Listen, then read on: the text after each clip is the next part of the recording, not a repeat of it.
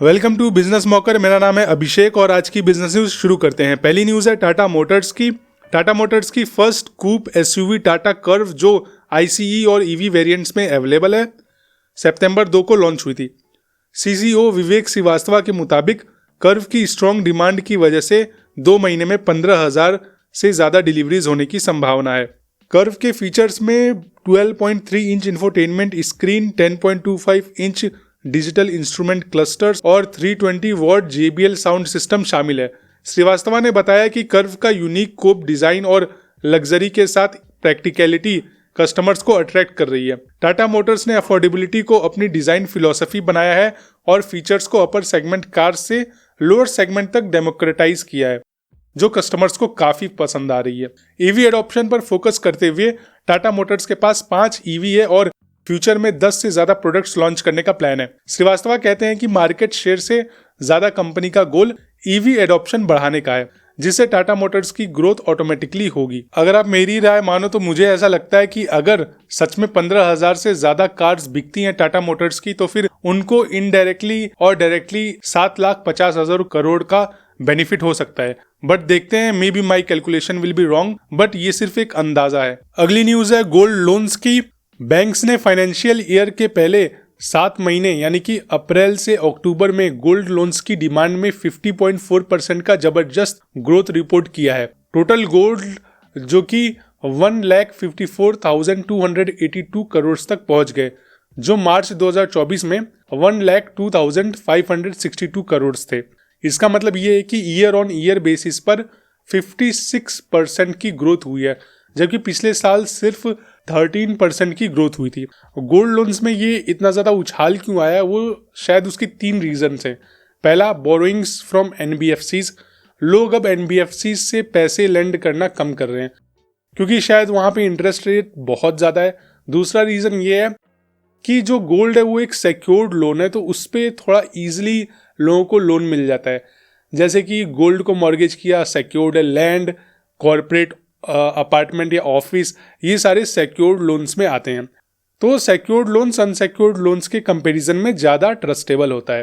तीसरा रीज़न हो सकता है कि वाकई में लोगों के पास काफ़ी पैसों की कमी हो और उनके पास गोल्ड पड़े हो, तो उन्होंने गोल्ड के बदले अपना लोन ले लिया। तो क्या आपके पोर्टफोलियो में गोल्ड है? आपने गोल्ड ETFs में इन्वेस्ट किया है? अगर आपने किया है तो प्लीज़ मुझे कॉमेंट में ज़रूर बताएं। और अगर आपको हमारी ये बिजनेस न्यूज़ पसंद आ रही है तो प्लीज़ हमें एक लाइक और सब्सक्राइब करें ताकि हम आपके लिए ऐसी ही न्यूज़ डेली लाते रहें। अगली न्यूज़ है मेटवान की। आपको नाम काफ़ी अजीब लग रहा होगा मेटवान, क्योंकि ये एक चाइनीज़ कंपनी है। तो मैं ये न्यूज़ चाइना की इसलिए लाया हूँ क्योंकि ये आपके लिए एक बहुत इंपॉर्टेंट केस स्टडी होने वाली है। आप इससे ये समझ पाओगे कि जोमेटो और स्विगी जैसे ब्रांड्स फ्यूचर में कितनी ग्रोथ ला सकते हैं, कितना पैसा कमा सकते हैं।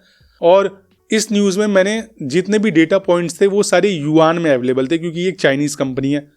मैंने सारे डेटा पॉइंट्स को INR में कन्वर्ट किया हुआ है और उसको कन्वर्ट करने में हमें काफ़ी टाइम लगा है। तो अगर आप उसको अगर आपको ये न्यूज़ पसंद आएगी और जो डेटा पॉइंट्स पसंद आएंगे और जो मैं कंपैरिजन करूँगा जोमेटो के साथ, अगर आपको ये थोड़ा सा भी पसंद आएगा तो प्लीज़ आप मुझे एक लाइक और सब्सक्राइब ज़रूर दीजिएगा अगर पसंद आता है तो चाइनीज फूड डिलीवरी जायंट मेटवान ने अपने 3rd क्वार्टर रिजल्ट्स में धमाकेदार परफॉर्मेंस दिखाई, जिसमें कंपनी का रेवेन्यू 22.4% का जबरदस्त ग्रोथ रिकॉर्ड करते हुए 1,09,317 करोड़ तक पहुंच गया। ये डेटा रुपीज में, जो पिछले साल के सेम पीरियड की रेवेन्यू फिगर 89,195 करोड़ रुपीस के कंपैरिजन में काफी ज्यादा है। साथ ही में मेटवान का नेट प्रॉफिट भी 3 गुना बढ़ करके 15,020 करोड़ तक पहुंच गया, जो पिछले साल के 4,196 करोड़ से काफी आगे है। अगर आप जोमेटो का कंपैरिजन करो तो मार्च 2024 में, यानी कि मार्च 2023 से मार्च 2024 तक जोमेटो का नेट प्रॉफिट था 351 करोड़। तो अब आप इस डेटा के साथ सोच सकते हो कि जोमेटो के पास अभी कितना ज्यादा स्कोप है, जोमेटो कितना ग्रो कर सकता है। तो और मेटवान की आगे की बात करते हैं। मेटवान की ग्रोथ का एक बड़ा रीजन है पेनी पिंचिंग चाइनीज कंज्यूमर्स, जो लो कॉस्ट और डिस्काउंटेड प्रोडक्ट्स को ज्यादा पसंद करते हैं। इंडिया में भी जोमेटो बहुत ज्यादा डिस्काउंट प्राइस देता है और मेटवान के फूड डिलीवरी और नॉन फूड डिलीवरी सर्विसेज जैसे कि इंस्टा शॉपिंग के रेवेन्यू में 20.2% का ग्रोथ देखने को मिला, जो 81,000 करोड़ तक पहुंच गया।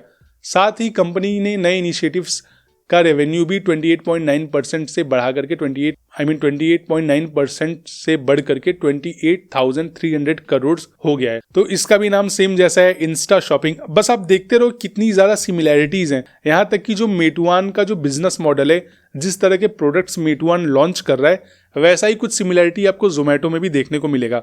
हालांकि 90% चीजें आपको लगभग सेम मिलेंगी, 10% चीजें अलग रहेंगी। तो आगे हम मेटुआन के बारे में और जानते हैं। मेटुआन ने अपने इनोवेशन और टेक्नोलॉजी इन्वेस्टमेंट का भी फायदा उठाया है। पिछले साल कंपनी ने एक एआई स्टार्टअप लाइट ईयर को 2375 करोड़ में एक्वायर किया था, जो इसके को फाउंडर वांग हुइन द्वारा बनाया गया था। एआई और एडवांस टेक्नोलॉजी पर फोकस मेटुआन को मार्केट में आगे बनाए रखने की मदद करता है। तो आज यानी कि 30 तारीख को मेटुआन चाइना के 117 करोड़ रुपीस के फूड डिलीवरी मार्केट का 69% शेयर होल्ड करता है, जो इसी इंडस्ट्री का सबसे बड़ा प्लेयर बनाता है। और कंपनी का डाइवर्सिफाइड सर्विसेज का मॉडल, जिसमें बाइक शेयरिंग, टिकट बुकिंग और मैप जैसे फीचर्स भी शामिल है, उसकी ओवरऑल ग्रोथ में एक मेजर रोल प्ले करता है। तो मैंने ये न्यूज़ इसलिए आपको समझाई। आप देखो कि अभी अब अगर जोमेटो का देखो तो जोमेटो ने भी डिस्ट्रिक्ट ऐप लॉन्च किया है। मैंने न्यूज़ में आपको कुछ दिन पहले बताया था, आप ऊपर कार्ट में वो न्यूज़ जाकर देख सकते हो। तो इनका भी टिकटिंग का बिजनेस है सेम लाइक जोमेटो। और दूसरी सबसे बड़ी बात यह है कि इनका मार्केट शेयर 69% है। और अगर आप अभी भी इंडियन सिचुएशन में देखो तो जोमेटो का परसेंटेज मार्केट शेयर काफ़ी ज़्यादा है, और उसके बाद आते हैं जेप्टो और फिर स्विगी इंस्टामार्ट या फिर स्विगी। तो आगे जो मैं मैं बीच बीच में आपको एक्सप्लेन कर रहा हूँ, अगर आपको ये चीज़ नहीं पसंद आ रही है तो मुझे आप कमेंट में बताइए, तो फिर मैं अगली बार से इस तरह से आपको न्यूज़ एक्सप्लेन नहीं करूँगा।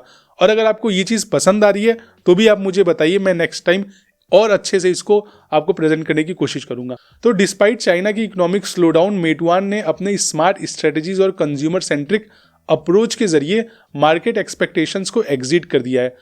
और ये दिखाता है बेसिकली कि कंपनी अपनी लीडरशिप पोजीशन को सस्टेन करने में काफ़ी सक्सेसफुल रही है। तो अगर आप मेटुआन को ट्रैक करोगे तो मुझे ऐसा पर्सनली लगता है कि जोमेटो बहुत अच्छा करेगी, और अभी बहुत ज़्यादा ग्रोथ की पोटेंशियल है जोमेटो के पास। हालांकि चाइना की पॉपुलेशन भी बहुत ज़्यादा है, बट इंडिया भी पीछे नहीं है पॉपुलेशन में।